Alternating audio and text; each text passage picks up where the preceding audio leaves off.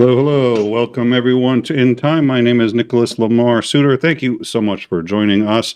So, uh, yeah, long day or long night scheduled. So I have a habit that certain head mods at this channel on occasion encourage. It's a bad habit, which is poking the bear. And in my view, the bear kind of, and this is a Zen koan kind of thing, why does the bear exist? It exists to be poked, in my view. And really what you need to do is keep poking the bear until he starts to get up. And then once he gets up, poke him one more time and run really fast. And it helps if you have other people who are slow runners next to you. That way they can get all the flack. And I will on occasion, I have to admit on occasion, I've been the slower runner, but anyways, so we've been trying to poke fewer bears on this show, but since today we're going to be poking a lot of bears, I did call back to our original style opening intro. It's a lot longer. It's not quite as dynamic, but sort of an homage to poking bears. So, having said all that, I will do one more thing before we continue, and I want to make sure I get this right. It was, I think it was Stan. I'm like 90% sure it was Stan, but I want to make sure I get the credit right. Let's see. It has to have been Stan. I'm like 90% sure it was Stan. And this would be out there. That's where Stan. That's right. All right. So Stan gave us this, and I thought that this was simply delightful. This was in the John F. Kennedy Center for the Performing Arts, which we're going to talk about the Kennedy Center in just a little while. Donald Trump has named himself the head of this. We'll get into it. But this is an actual screenshot taken by Stan. The Wikipedia trolls are faster than the editors. You've got to be lucky to catch it. But I thought that this was a delightful way to start. Owner Donald J. Trump, Führer, First American Reich. All right. So let's see. All right. Thank you, Titan. So, going forward,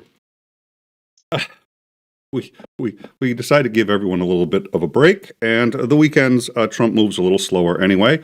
The last memorandum I think that we covered was keeping men out of women's sports, that executive order. He has now done a memorandum for the heads of executive departments and agencies, the executive order eradicating Christian bias, because their God is only on our money. We'll get to that one too. Imposing sanctions on the international criminal courts. I didn't know you could impose a sanction on a court. I thought it went the other way around. We'll discuss that one. Protecting Second Amendment rights, that executive order that he signed 2 days ago. He also announced the establishment of the White House Faith Office. We're going to discuss that one. Addressing the egregious actions of the Republic of South Africa. And he did something which I think was really quite long overdue. He turned today into a federal holiday. Today, I am very honored to recognize February 9th as the first ever Gulf of America Day.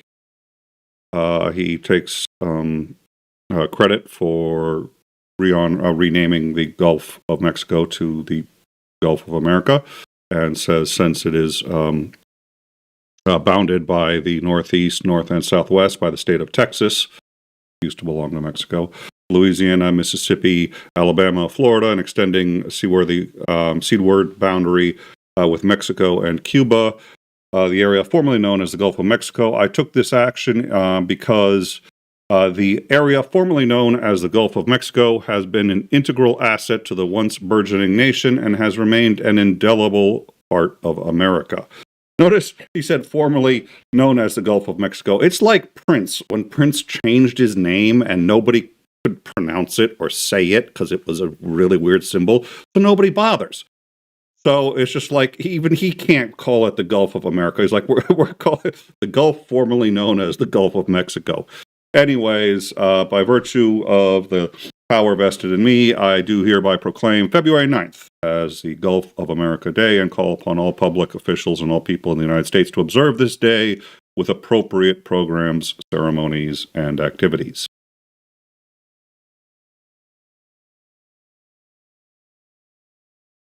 I took a nap earlier today.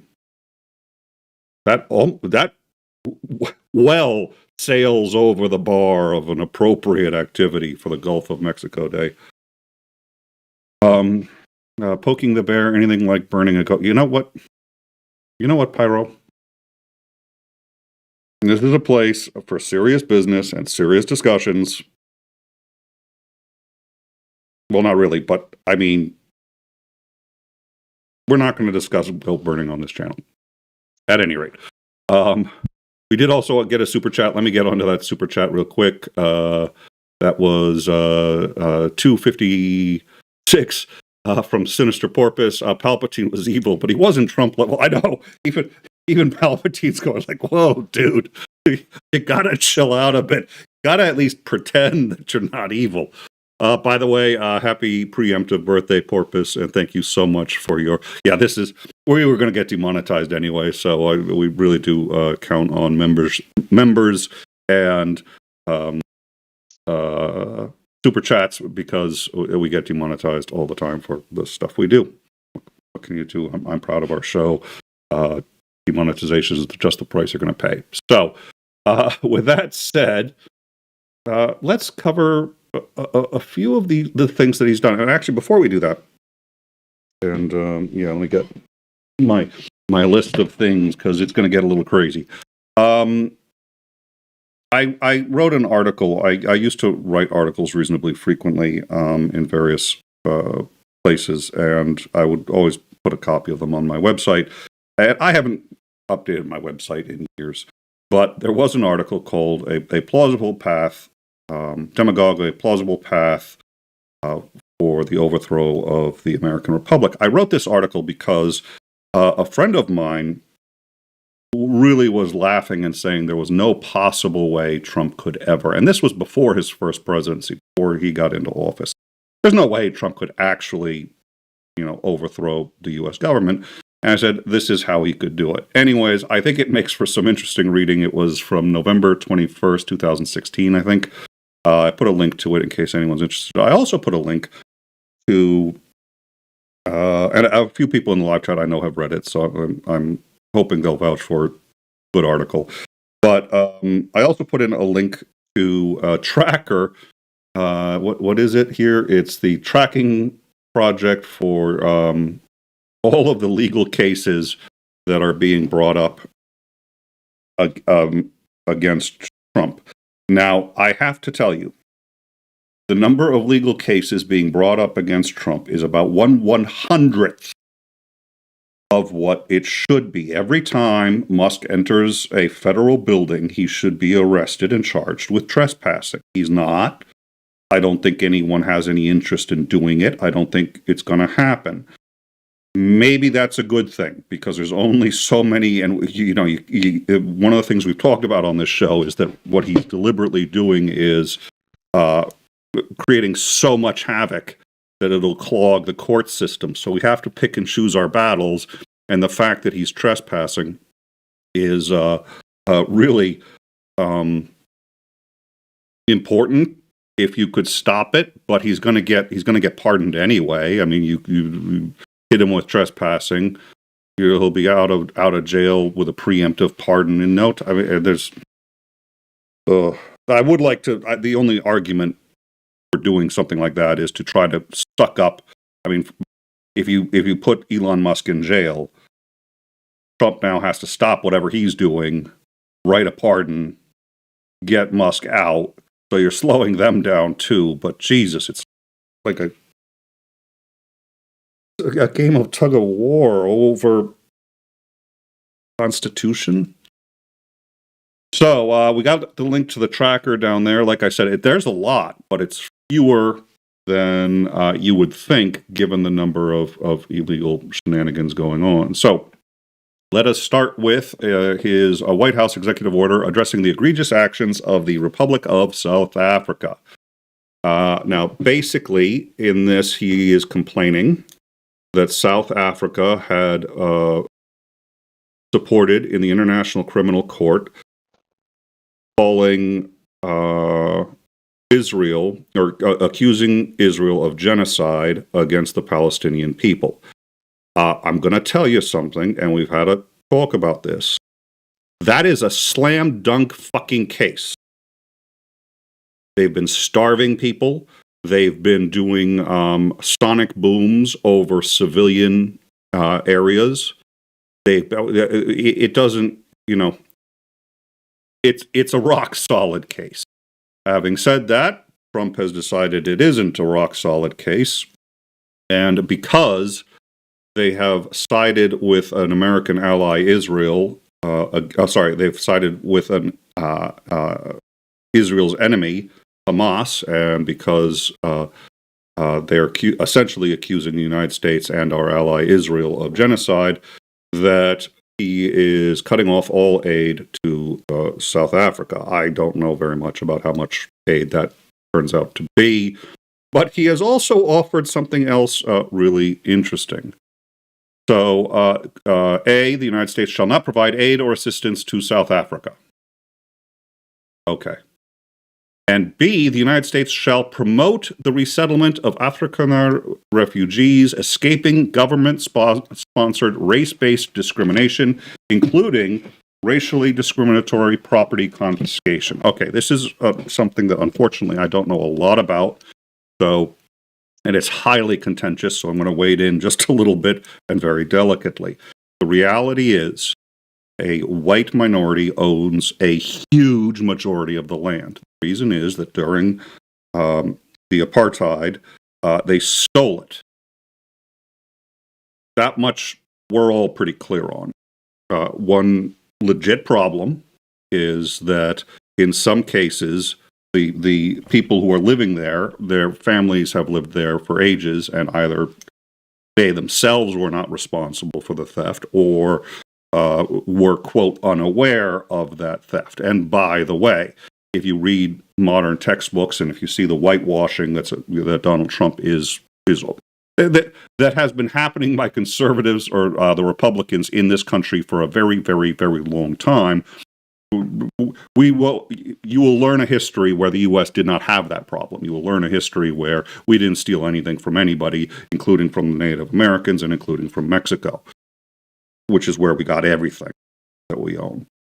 So you end up with this problem of how do you find an equitable resolution to this. I don't know if they've been doing a good job or not. This is not something I've been following. I do know there has been violence. I know there's been violence against white farmers who have not wanted to give up their land. I know there's been violence against black people as retaliation for it. It's a fucking nightmare from what I can tell. But I find something very interesting. In all of Donald Trump's policies to date, he's been very clear about now two things. First of all, if you are a pregnant woman with brown skin and two children whose husband was murdered by the cartels and who are seeking to find you and your children so that they might murder you to send a message to other people who might cross them, and you come to the U.S. legally seeking asylum, you will be forced to wait for 6 months, and even then, if at all possible, they're not going to let you into the country. But if you are a white man seeking asylum from Australia, they are promoting resettlement of white people from South Africa to the United States. That's fucking shocking. And I'm aware there's violence in South Africa. Nothing like what's in Mexico. You have brown skin, we're not letting you in. You got white skin, we are promoting bringing you over. That is the policy as I see it so far. So, we're going to get into race again. Don't worry. So that was his executive order regarding the egregious actions of the Republic of South Africa. Apparently, what he really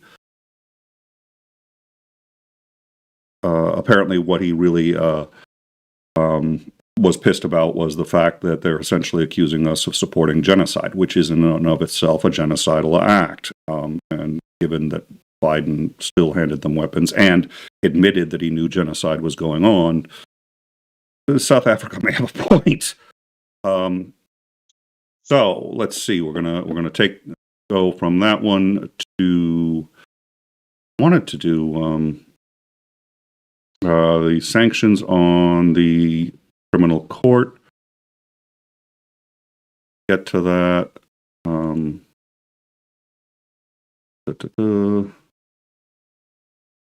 So the United States has placed sanctions on the International Criminal Court for accusing Israel of committing genocide and for issuing an arrest warrant for Benjamin Netanyahu, who is a, quote, U.S. ally. This was done by a panel that, as my understanding after looking at the evidence, voted unanimously to indict him.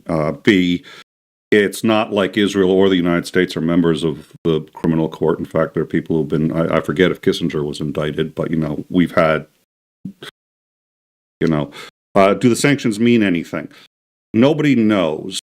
We don't send them money and we're not members. However, they do have investigators. Those investigators are usually recognized as being allowed to freely travel to the United States and other countries.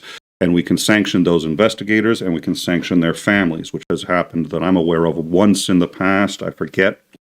I'll probably get to it. I'll get the name of who we sanctioned previously. It was an investigator who was investigating something on the U.S. side. And we sanctioned he wasn't an American, his family was, and we seized all their bank accounts because of what he was doing, which was, by the way, the work of the ICC. So, who this affects and how really depends on how many bank accounts the U.S. can seize of people who are tied to the investigation of war crimes by Israel. But he's very clear, both in this and in the South America memo, that basically you don't get to commit, that Hamas is committing genocide, not Israel.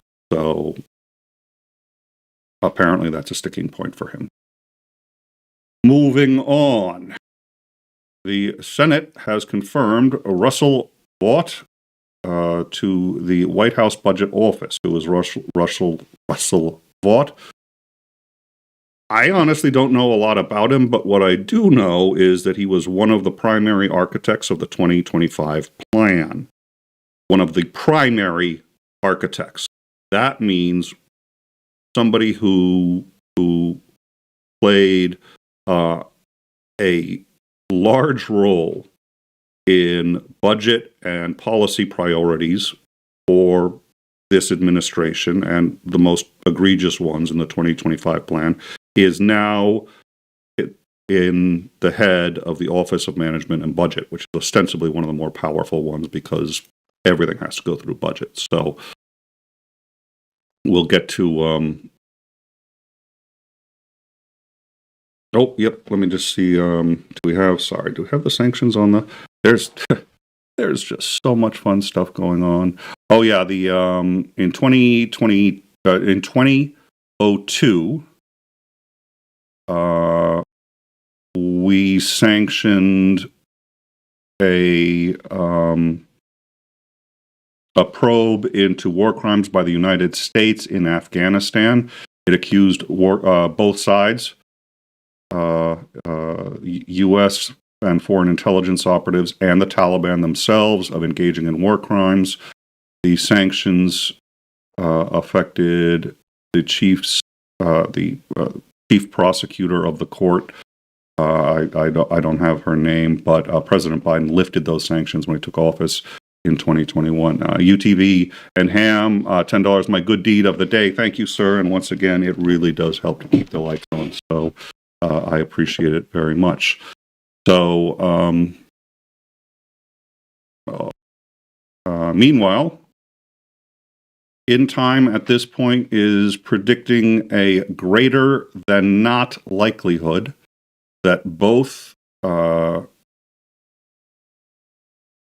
RFK Jr. and Tulsi Gabbard will be approved by the Senate and will take their respective roles at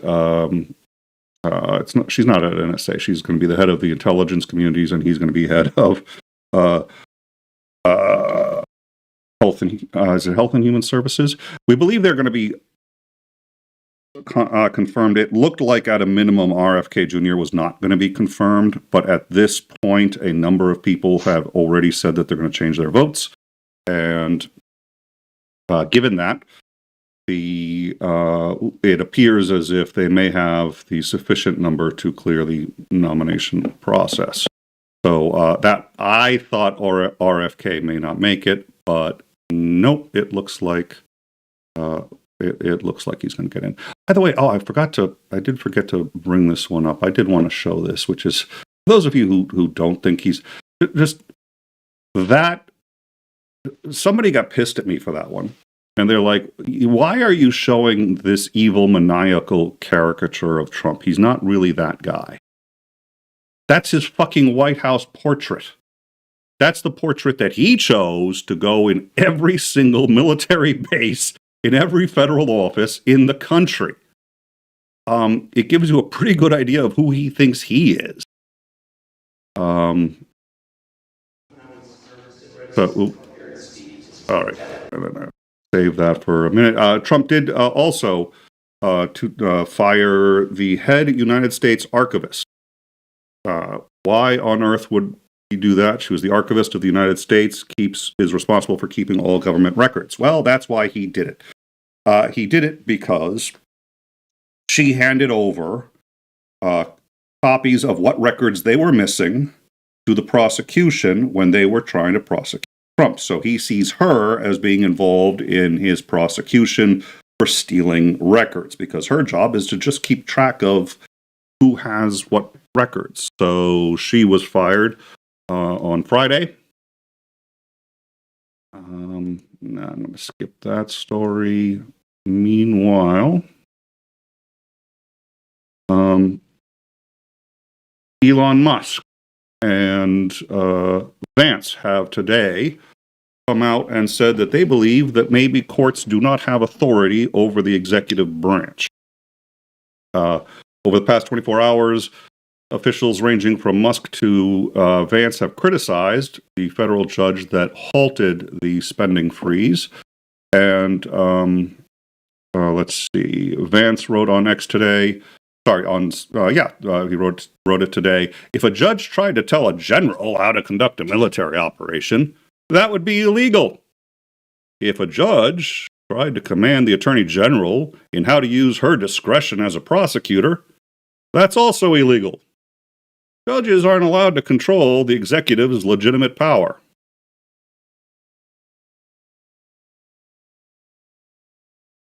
Where did this man receive his education on the U.S. government? And this is the vice president. Last night, Musk protested that the judge that has put a block on the spending freeze was a corrupt judge. He said, quote, "A corrupt judge protecting corruption. He needs to be impeached now," said Musk. I don't like the precedent it sets when you defy a judicial ruling, but I'm just wondering what other options these judges are leaving us, said Musk in a retweet of somebody else's tweet. Yeah. So that happened today. We're just getting started, don't worry. NOAA employees have been ordered to stop working with foreign nationals. NOAA is the National Oceanic and Atmospheric Administration. Amongst other things, they predict the weather.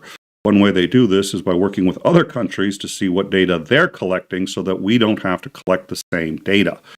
All the countries collect the data for themselves, share it with everybody else, and then everybody can do a better job predicting the weather. If Trump wants us to put our own observation stations in every single country on the planet, I guess we could do that. I don't think that's particularly efficient. Why don't we just use the ones that they've got and work with them? I don't know, but once again, he seems to not like people from other countries. Having said that, we also got video of what was happening. This was in which office building? Let me find out. Here, let's get this in here. This was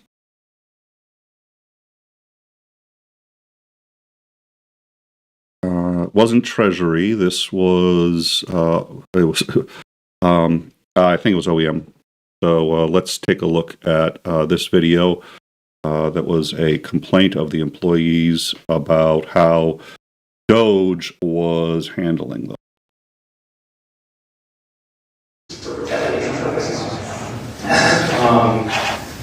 I just wanted to share some things that are going on at my agency. In the last week, we had Elon Musk get on the building, and after he visited the building, called for a 50% cut of the entire agency. My colleagues are getting 15-minute one-on-one check-ins with 19, 20, and 21-year-old college graduates asking to justify their existence. Supervisors are being told not to tell their staff anything, withhold information, and today we got word that supervisors must now fill out a justification form, and that there's going to be just a 30% rank and yank of all staff in my agency. And to top it all off, one of Musk's top lieutenants and his wife and young child have shacked up on the 6th floor of our agency and are living there. The hallway's been blocked off with a special access list for people who can't get back there. Queer and trans folks of my agency are being doxxed in public, their lives threatened.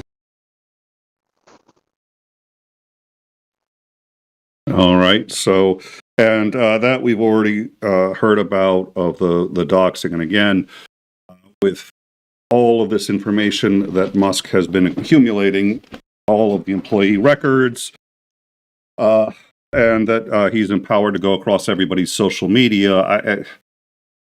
I mean, at this point, you know, they're learning who is LGBTQ, and they're either bullying them into quitting or doxing them or finding some other way to get rid of them. Don't worry, they are hiring new employees. We'll get to that one in a moment as well. Meanwhile, let's see, we have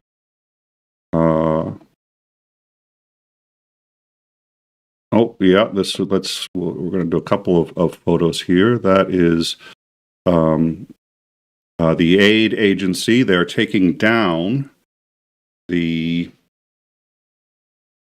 sign here from the main building in DC. I did want to, while we had that up, point out that while all of the funding stopped at USAID, a lot of that funding goes to clinical trials, and the clinical trials have now been stopped. This is extraordinarily serious and life-threatening.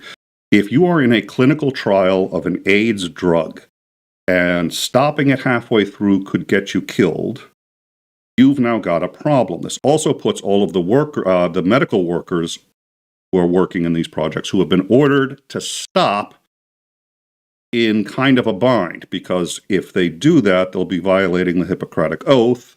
If they don't do that, they are either going to get fired and or sanctioned or whatever the hell he plans on doing. There was, in fact, one HIV clinical trial in in Africa, a device to prevent pregnancy and HIV infection. It involved inserting a silicone tube into the uterus, and they were ordered to shut this clinical trial down. However, that device cannot stay inside the human being for more than a month. It has to be replaced regularly, but now that they're no longer under the care of USAID, there is no way to remove these devices, which can become infected and kill people. Doctors have been defying orders and removing them, despite the fact that they've been told that the trials are over and that they're not being funded, and that there ostensibly is going to be some form of repercussions from this action. But this is what happens when you universally just shut down a program, especially a health one. We need the money. It would perhaps, and this is just me here, we don't have to spend more on our military than every other nation in the world combined. By the way, of the top 26 nations below us, 24 are allies. And we spend more than all of them combined on military. Good, let's cut the aid programs. That's a great way to make friends and influence people across the world. Donald Trump also reposted today, quote, USAID may be the biggest scam ever perpetrated amongst the American people under the guise of doing good. And he tweeted retweeted or retrumped or truth or whatever the it is. I meme, therefore I am. Did you know that USAID spent your tax dollars to fund celebrity trips to Ukraine, all to boost Zelensky's popularity amongst Americans? That is not true. That is a lie, and I meme, therefore I am is actually been identified as a Vatnik troll group. That means that they work for Russia. That's all right, Donnie. This wouldn't be the first, 10th, or even 100th time you have retweeted propaganda from a hostile country. At any rate, that came out today in defense, purportedly, of removing USAID. Meanwhile, Senator Markey tried to held a press conference and then tried to get into a federal building shortly thereafter. This is, let's see.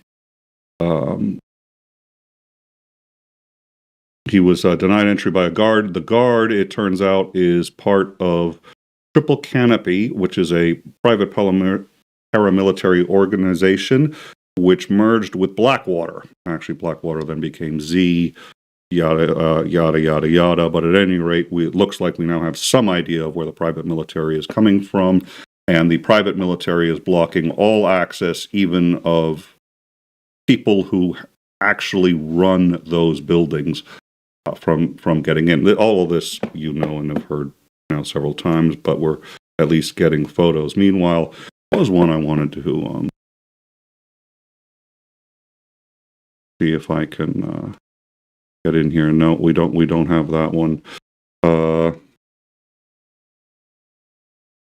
I may just drop it in the all right, I'm going to drop a link. This link is for a woman named Rosie Ferreria. Now, I'm going to take a minute with that one. Ferreria. I believe that is correct. She, I believe, still works at NASA. I am dropping a link. NASA profiled her as someone who had always wanted to work for NASA and through a tremendous amount of work overcoming adversity, managed to get there. I lied. I'm not dropping the link. I can't drop the link because if you go to the link for her profile page at NASA, it has been removed. What I have dropped is the Wayback Machine's version showing 2 days ago her profile that was on NASA and had been on for, I don't know, go look at the Wayback Machine. But the Wayback Machine does have the original link, and we have confirmed her profile has been taken down. I doubt that the color of her skin has any. Of course it does. Anyways, speaking of open racism. Oh, no, we don't need to do that again. There is so much. So, oh God, where to start with this guy? Oh,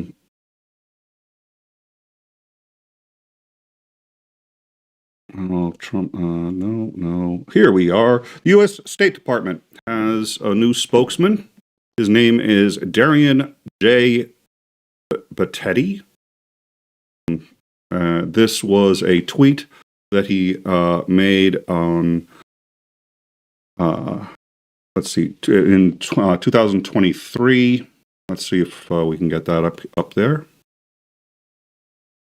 When a population gets feral, a little snip keeps things under control, could offer incentives, Air Jordans, etc. This is in reply to a tweet. Atlanta police respond to reports of a shooting, but locals don't want white cops in, quote, their neighborhood. First of all, it is their neighborhood.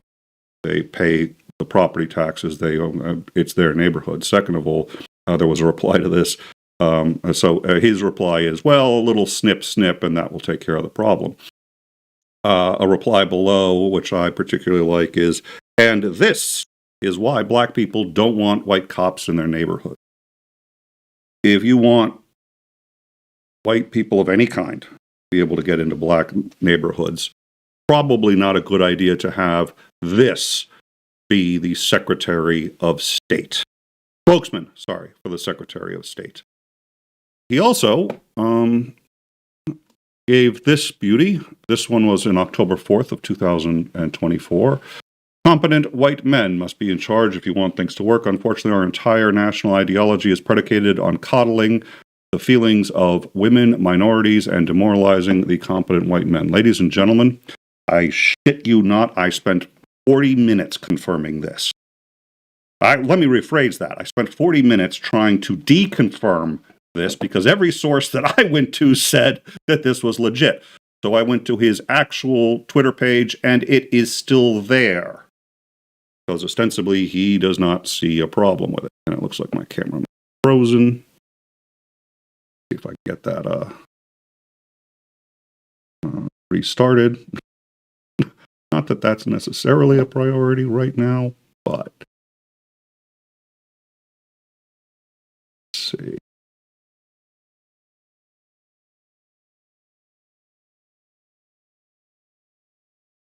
And